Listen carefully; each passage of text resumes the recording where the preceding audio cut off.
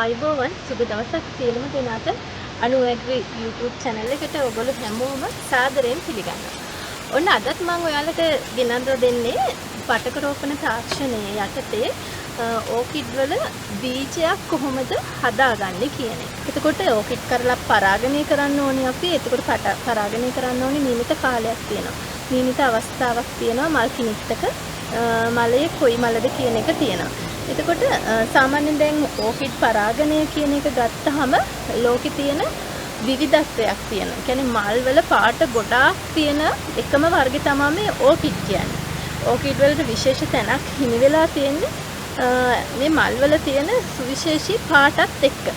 ඉතින් මේ වගේ ඕකිඩ් වල පරාගණය කරද්දී සාමාන්‍යයෙන් අපි ගන්න මෙන්න මේ වගේ මල් කිනිත්තක මල් කීපයක් පිපිලා තියෙන අවස්ථාවේ මල් ගන්න.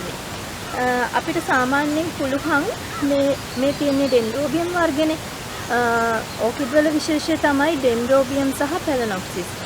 ඩෙන්ඩ්‍රෝබියම් සහ වැන්ඩා. ඒ වගේ ඝන අතරත් පරාගණය කරලා අලුත් වර්ග හදාගන්න පුළුවන්. ඉතින් අපිට තියෙන එක වාසියක් තමයි මෙන්න මේ මල් වල පාට වෙනස් කරන එක පරාගණය හරහා. තව දෙයක් තමයි එතකොට බීජ රෝපණයේදී පාට වෙනස් වෙනවා නම් අපිට මේ කල්ැතුව කියන්න බෑ බීජ රෝපණය කරාට පස්සේ මේකෙන් එන පැලේ මොකද්ද කියලා මලේ පාට පිපෙනකම්. එතකොට ඒක අපිට පුංචි අවාසියක් වෙනවනේ.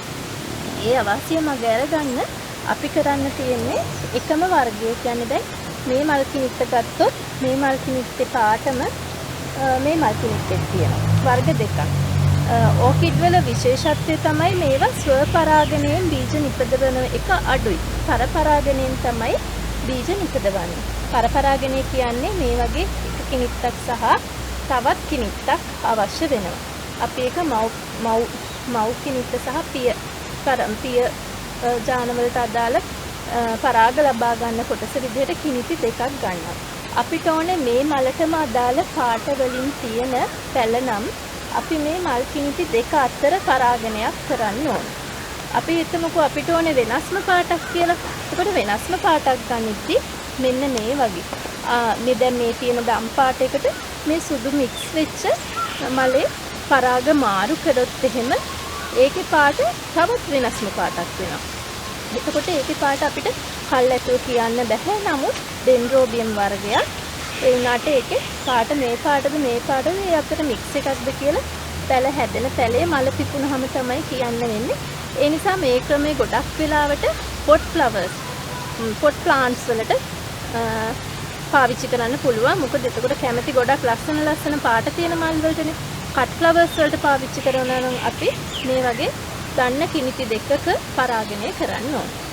හොඳයි. අපි දැන් බලමු මේ පරාගණයට සුදුසු අවස්ථාව මොකක්ද කියලා. සාමාන්‍යයෙන් උදේ කාලයේ 8 9 10 අතර කාලය තමයි ඕකිඩ් වල පරාගණයට සුදුසුම කාලය වෙන්නේ.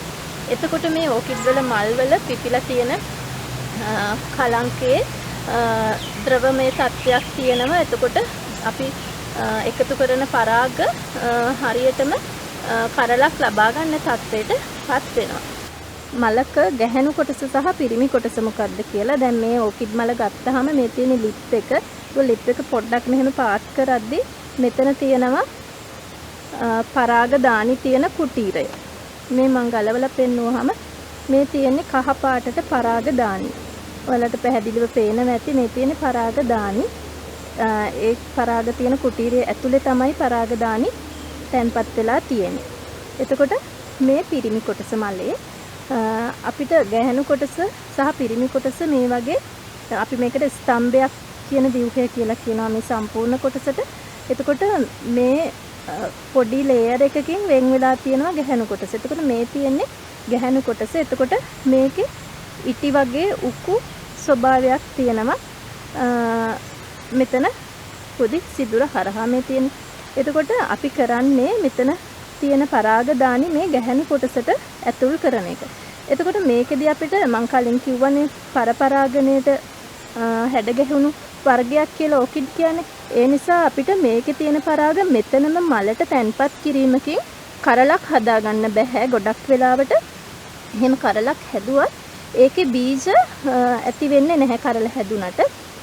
ඒ නිසා තමයි අපි පරපරාගණය සඳහා මේ ඕකිඩ් මල් සූදානම් කරන්නේ. ගන්න මල මේ කියන්නේ පිරිමි කොටස ගන්න එක තමයි මේ මල් කිනිත්ත. ඒතර ගැහැණු කොටසේ ඩිම්බේ සහිත කොටස සහ අපි කරල හදාගන්න මල තමයි මේ ගහ පාවිච්චි කරන්නේ. එතකොට අපිට පුළුවන් සාමාන්‍යයෙන් පිරිමි කොටසේ ගන්නව නම් අලුතෙන් පිපුණු මලක ඒකෙදි මල් කිනිත්තේ කීවෙනි මලද කියන එක ලොකු ප්‍රශ්නයක් නැහැ. ඕනිම මලකින් අලුත් මලක් වෙන්න ඕනේ. දැන් මේකේ තියෙන අලුත්ම මල තමයි මේක. පිපිලානේ තියෙන්නේ. ඇකිලිච්ච මලක් නෙමෙයි, හොඳට පිපුණු මලක් වෙන්න ඕනේ. එතකොට මේ පිපුණු මලෙන් අපි පරාග ටික අපි මල තෝරගත්ත දැන් පරාග ටික ගලවන්න කලින් මම දැන් මේ පාවිච්චි කරලා තියෙනවානේ පොඩි උපකරණයක්. මේකක් වෙන්න පුළුවන්, එහෙම නැත්නම් ලී තුඩක්, එහෙම නැත්නම් ටූත් පික් එකක්, ඒ වගේ එකක් වුණත් කමක් නැහැ. එතකොට අපි දැන් මේ මව් ගහේ පරාග මව් ගහට ඇතුල් කරලා කරලක් හදන්න බලාපොරොත්තු වෙන ගහේ දෙවෙනි මල තියෙනවානේ, දෙවෙනි මල සහ තුන්වෙනි මල. මේ මල් දෙකට තමයි අපි පරාග ඇතුල් කරලා කරලක් හදාගන්නේ. එහෙම හදාගන්න කරල් වල විශාල බීජ ප්‍රමාණයක් තියෙනවා. අපිට අනිත් මල් වලිනුත් කරල් හදන්න පුළුවන්. ඒ වුණාට අපිට වඩාත්ම වාසිදායක කරල් දෙක තමයි මේ දෙවෙනි මල සහ තුන්වෙනි මල කියන්නේ.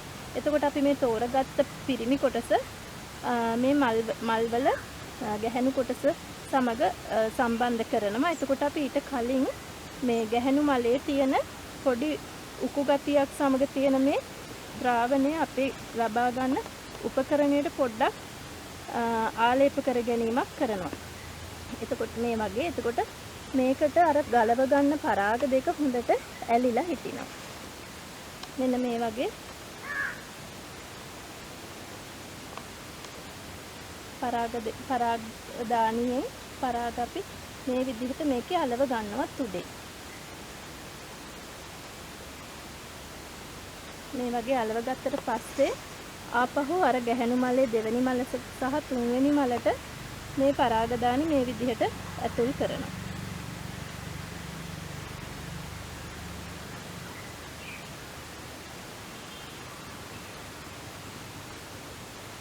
හරි. දැන් මේකේ සාමාන්‍යයෙන් දැන් අද අපි මේකේ දිනේ දාලා ටැග් එකක් දාන්න ඕනි අපි පරාගණය කරපු දවස. මොකද පරාගණය කළාට පස්සේ මල හැලිලා යනවා. සාමාන්‍යයෙන් දවස් 2-3ක වගේ කාලෙකදී පරාගණය සාර්ථකව සිද්ධ වුණා නම් මේ මල පෙති ටික මෙහෙම ඇකිලිලා යනවා. ඉදිමීමකට ලක් වෙලා ලා කොළ පැහැයකටපත් වෙලා ලොකුවට රවුම් වෙලා ගෙඩියක් වගේ හැදෙනවා. සාමාන්‍යයෙන් ඩෙන්ඩ්‍රෝබියම් වල නම් අපි බීජ මෝරලා ලැබ් එකට ගන්නේ මාස 2.5 සහ 3 අතර කාලය ඇතුළත. එතකොට ඒක පැලනොප්සිස් වල වගේ නම් මාස 5-6ක් වගේ ගත වෙනවා.